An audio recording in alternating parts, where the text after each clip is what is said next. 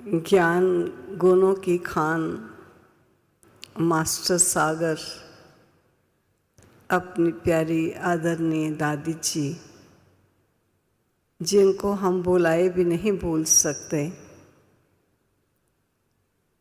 उनके वो वचन कि आओ सभी हम जन से इकट्ठी होकर बैठें, ज्ञान की कुछ गहन लेन देन करेंगे। हर क्षण दादी जी को अपनी उपस्थित बहनों को देखकर यही विचार चलता कि हम ज्ञान की कुछ गहन लेन देन करें। आज ऐसा कोई नहीं जो ये शब्द कहकर हम सबको संगठित करे। ये थी दादी जी की विशेषता। जैसे कि कहा, कुछ ऐसे किस्से और कहानियाँ जो मैंने सुनी और देखी भी, जिस पर मुझे याद आता है दादी जी ने एक बार सुनाया था या मैंने सुना था कहीं से भी, कि ज्ञान में एक भाई और बहन चलते थे, लेकिन आप समझ सकते हैं कि माया किसी समय किसी को भी अपने अधीन कर सकती हैं। और ये इंग्लैंड की बात है। वो समय आया कि उन दोनों ने शादी कर ली और शादी करने के पश्चात एक बच्चे को भी जन्म दिया। लेकिन काफ़ी समय के बाद वह पुनः जब दादी के पास आए तो दोनों ही आए। तब दादी ने कहा कि अपने बच्चे को क्यों नहीं लाई, मुझे पता चला है आपका बेटा भी है। तो दोनों ही रोने लग गए। दादी ने कहा, क्यों, क्या बात है, रो क्यों रहे हो? तब उन्होंने कहा, दादी बच्चा जन्मांधा है, जन्म से ही अंधा हुआ। कर्म हमने बुरे किए, लेकिन बुरे कर्मों का परिणाम शायद हमारे बालक को भोगना पड़ा। दादी ने कहा, ऐसा कभी नहीं हो सकता। हर एक अपने कर्मों का दंड और कर्मों का फल प्राप्त करता है। लेकिन दूसरे ही दिन दादी के कहने पर वो अपने बेटे को लेकर वहाँ पहुँचे। तो दादी उस दिन सतगुरुवार का दिन होने के नाते दादी सबको जल पिला रही थी। तो बच्चे को भी माँ लाई और दादी ने उसके मुख में जल डाला। बच्चे को अवश्य जल स्वादिष्ट लगा। जल पीने के बाद कुछ क्षणों के बाद पुनः वो माँ की गोदी से उठा और दादी की तरफ आया और दादी की गाल पर हाथ करके कहता है कि मुझे पुनः दो।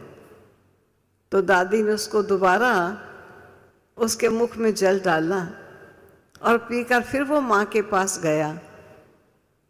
तब दादी ने उसकी माँ से कहा कि तुम कहती हो ये अंधा है, अगर अंधा है तो इसे कैसे पता कि मैंने ही ये जल पिलाया है और मुझे ही गाल पर हाथ लगाकर इशारा करके ये मेरे से पुनः जल मांगता है, और जल पीने के पश्चात वो फिर तुम्हारे पास चला आया है।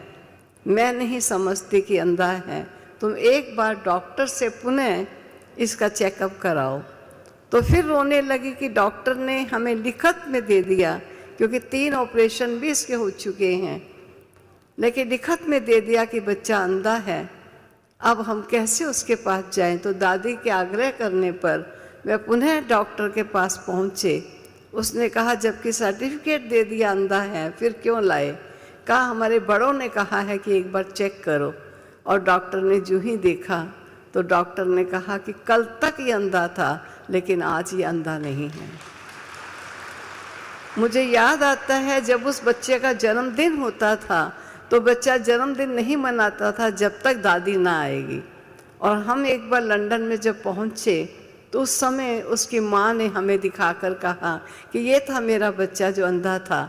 मैंने कहा, अभी ऐसा नहीं कहो, इसको ये कॉन्शियसनेस नहीं दिलाओ कि तू कभी अंधा था। तो जो कहा गया है कि करामत कैर खुदाई, कभी दादी ने इस प्रकार की करामत को खुदा का कैर समझकर कभी स्वीकार नहीं किया। दादी ने कहा, ये कोई जल मेरे पिलाने से इसकी आंखें नहीं आई हैं, लेकिन इसका समय भोगना का पूरा हुआ और पूरा होने का निमित्त कारण बना कि बाबा का अमृत पिया और उसकी आंखें आ गई। तो इस प्रकार दादी हर बात में कहीं महिमा स्वीकार ना हो जाए और सदा ही बाबा के गुणगान गाती रही। ऐसी दूसरी गाथा भी मैं सुना देती हूँ कि किस प्रकार जब दादी जी का ग्लोबल हाउस बन रहा था तो दादी ने ये कहा कि मैं कभी भी उधार लेकर के मकान नहीं बनाऊंगी, क्योंकि जब बड़ी बड़ी बिल्डिंग बनती हैं तो स्वाभाविक है कि लोन लेते हैं और लोन लेने के पश्चात ही बिल्डिंग बनती हैं। लेकिन दादी ने ये कहा कि कर्ज, जिसे बाबा ने मर्ज कहा है, इसलिए मैं कर्ज लेकर भवन नहीं बनाऊंगी। लेकिन आर्किटेक्ट से ये निर्णय हो चुका था कि इतना भवन बन जाएगा तो हम इतना पैसा देंगे, अगर हम पैसा ना दे पाए तो उसका दंड हम देंगे, अगर वो भवन निर्माण का जो समय निश्चित है उतने समय में भवन नहीं बना कर दिया तो उसे दंड देना पड़ेगा। इसलिए पैसा टाइम पर देना और भवन को टाइम पर बनाना ये ज़रूरी चल रहा था। और स्वाभाविक है कि दादी ने क्लास में भी बताया कि इतना पैसा भी नहीं है, हालांकि सारे विश्व के सेवा केंद्रों के सहयोग से भी बन रहा था। लेकिन दादी ने क्लास में कहा कि आजकल इतना धन नहीं है, लेकिन जो भी आप अपना तन से अपनी विशेषताओं का सहयोग दे सकते हो तो अपना सहयोग देकर इस भवन को कंप्लीट करो। तो उसमें बताते हैं कि एक भाई ने अपने स्थान पर जहाँ वो सर्विस करते थे वहाँ कारपेंट्री का काम होता था, बढ़ई का काम चलता था। तो उन्होंने वहाँ जाकर कहा कि ऐसे ऐसे एक स्थान बन रहा है, धार्मिक स्थल है, अगर कोई यहाँ सेवा करना चाहता है फ्री, क्योंकि सैटरडे संडे वहाँ छुट्टी होती है, तो आप में से अपनी सेवाएं कोई देना चाहे तो दे सकता है। तो अब कहते हैं एक कपल था, एक युगल था, जिन्होंने वहाँ सेवाएं देनी मंजूर की और सेवाएं ही दे रहे थे और फ्री देकर जाते थे। एक दिन रास्ते में अचानक वो जब जा रहे थे तो रास्ते में सड़क के बीचों बीच एक मनुष्य गिरा हुआ मिला।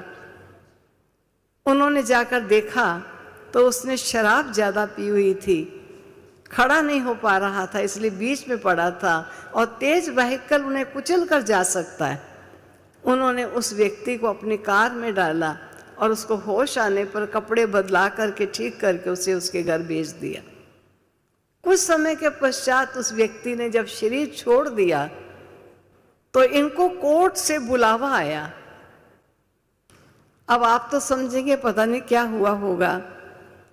और कोर्ट से बुलावा आने पर इन्हें उस व्यक्ति ने मरने से पूर्व ये लिखा था कि 40,000 पाउंड्स इस युगल को मेरी तरफ से दिए जाएं। अब वो 40,000 पाउंड देने के लिए कोर्ट ने उनको बुलाया था और 40,000 पाउंड लेकर के वो दादी जी के पास आए। कहा दादी आज यज्ञ में इस भवन बन रहा है, इसकी आवश्यकता है, इसलिए 15,000 पाउंड हम अपने पास रखेंगे, एक छोटा सा कमरा हम लेंगे और 25,000 पाउंड बाबा की भंडारी में डालेंगे। दादी ने कहा कुछ और भी रख लो, कोई हर्ज नहीं। कहा नहीं दादी, हम 25,000 पाउंड भंडारी में डालेंगे। सेकेंड डे वो 15,000 पाउंड भी लेकर के आ गए और उन्होंने आकर कहा कि दादी जी हम तो टूटे हुए मकान में रहे हुए थे, रह सकते हैं, आज जबकि इस भवन के निर्माण में आवश्यकता है तो इसलिए ये 15,000 पाउंड भी बाबा के बॉक्स में ही जाएगा। दादी के मना करने पर भी उन्होंने बाबा के बॉक्स में डाल दिया। आप सुनिए कहानी आगे क्या होती है। ठीक है, भवन बन गया, कार्य निपट गया, वो चले गए, ये स्थान हो गया।